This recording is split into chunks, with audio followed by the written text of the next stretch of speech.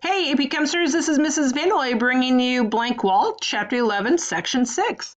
This is sublimation and fusion. If you think about what we've done so far in this chapter, Chapter 11, it's a very important chapter, by the way. We talked about intermolecular attractions, and what does that do for us? Well, we've been talking about how that affects the ability to go from a liquid to a gas and vice versa. Talking about, oh, hydrogen bonding is going to have a greater boiling point, yada, yada, yada, right? Well, what about the opposite end? So we haven't really talked about solids too much, and that's what this section does. We're talking about solids to gas, gas to solid, and then liquid to gas, or excuse me, liquid to solids and solids to liquid. So that's what section 11.6 is, kind of a quick one, all right? So the first topic is sublimation. And I think of sublimation and water and ice, all right, or snow. I do think of snow. I think of after we had a nice big blanket of snow, hey, usually a snow day, and if the sun's out, some of that snow actually disappears without melting. Your driveway may get cleared off, but you don't see any puddles. Well, why is that? Well, what happens is that the ice or the snow goes directly into the gas phase, no melting at all. And how does this happen? Well, I wrote some water molecules in the solid phase has more energy than others. These molecules have enough thermal energy to break free from the ice surface. And this is how snow melts during temperatures below freezing. It really doesn't melt, but it sublimates. That's why, again, you don't see any puddles. The result is that you don't need to shovel. So if this is our ice, if this is our snow, a very, compact, formal arrangement, you might see those hexagons in here. Oh, by the way, see those hexagons? How many sides do snowflakes have? 6, that's right. Anyway, that's beyond the point. Which ones are going to sublimate? Only the surface does, okay? Only the surface solid water molecules will have enough energy to go directly into the gas phase. And so that's why it typically happens on a sunny day, because the sun's energy can then give the surface molecules enough energy to go directly into a gas. So then once these surface molecules are gone, then the next surface molecules will get enough energy to sublimate, and so on and so forth. So the result is you might have your whole driveway cleared off by this process if it's sunny enough the whole day. So that is really handy. Now, a more common example of sublimation is dry ice. That is your solid form of carbon dioxide going directly into the gas. You have probably never seen liquid carbon dioxide ever, maybe on YouTube if you look it up. But in general, because of the conditions of temperature and pressure, it goes directly from the solid to the gas and skipping over the liquid phase. Again, if I manipulate the temperature and the pressure, I can get a liquid carbon dioxide, but not at Oak Hills High School. We don't have that ability to do that here, okay? All right, what about deposition? That's the opposite. Some of the water molecules in the gas state, but at the low end of the energy distribution curve for gas molecules, and I added this curve right here. We have seen this curve before in section 11.5 when I showed this to you before, and I gave you that analogy of, hey, let's all walk to the 5-way. Remember that? So we're all walking to the 5-way, and we're all walking, and most of us are in one big bunch. There's a few speedsters that walking ahead and a few folks lagging behind, but for the most part, we're all in that same lump. Now we went to the 5-way, or the former 5-way, whatever you want to call it. We have our pops. We go, oh no, we're late. We're going to run back to high school, right? What happens when we run back? Are we all in that same huddle, if you will? No, we're more spread apart, okay? So these are the real speedsters. This is the average folks kind of trotting along, and this would probably be me coming up from the behind, right?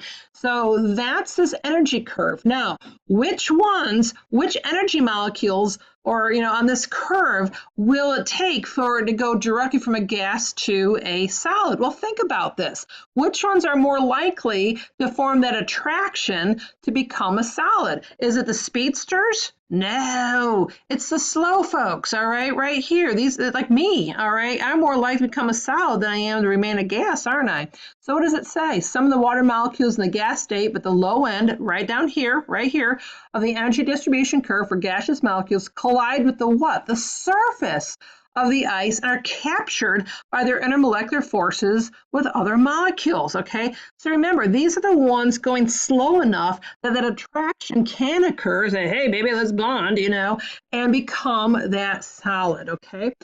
So next time you see maybe the frost on your windshield, Okay, why does it happen on your windshield versus, other things? Well, because it's going to be colder than other surfaces, and they're going to have, that slowing down of the molecules enough to have attraction to start. Okay. Also, glass has oxygen in it, silicon dioxide. So again, there's a little bit of traction going on there versus other metals. Okay, you can't have frost on metals, but it's most likely in your windshield because of the silicon dioxide. So anyway, that's your deposition, going directly from a gas to a solid. So this next section is a little bit more common.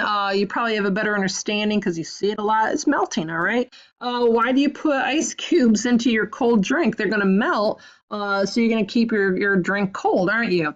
It's going from a solid to a liquid. So a solid block of ice, all the molecules have enough energy to overcome the intermolecular forces that hold it as a solid.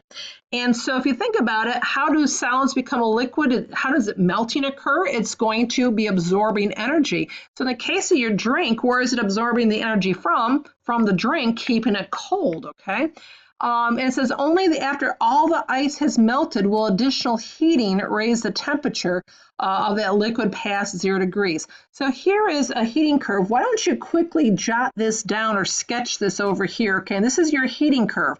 So here you start off with that ice lower than 0 degrees. And then once you hit 0 degrees, what does it say? All the molecules in the solid have enough energy to overcome the intermolecular forces that hold it as a solid. As opposed to up above, we talked about the surface of the ice having enough energy to become a gas. Remember that? So this is the entire block now are going to have enough energy to overcome the intermolecular forces that hold it as a solid. So what happens? What's the result of this? Only after all the ice is melted will any additional heating raise that temperature of the liquid water past 0 degrees. And that's what's going to happen here. It's going to go to a higher value only after all your solids is liquid. So at the beginning of the curve, you have all solid. In the middle of the curve, you have some solid, some liquid. At the end of this, I shouldn't even call it a curve, should I? It's just a straight line. At the end of this horizontal line, you have all liquid, and then the temperature will start going up again. Okay. So we call this the horizontal line, that's your heat of fusion. All right, that's your heat of fusion.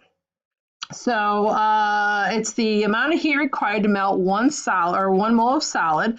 So the heat of fusion is 6.02 kilojoules per mole for water. So melting is endothermic. It requires energy to melt. Freezing, it's exothermic. It's going to release energy in order to become a solid. Now, look at these numbers and compare them to the heat of vaporization. Heat of vaporization was 40.7 kilojoules per mole. Holy cow, that's a whole lot, isn't it? Why is there so much difference between heat of vaporization and heat of fusion? Well, that story kind of comes down here, isn't it? So it says the different substances have different heats of fusions. Why? Because melting requires the intermolecular forces be only what? Partially overcome, allowing the molecules to move around one another while still remaining in contact.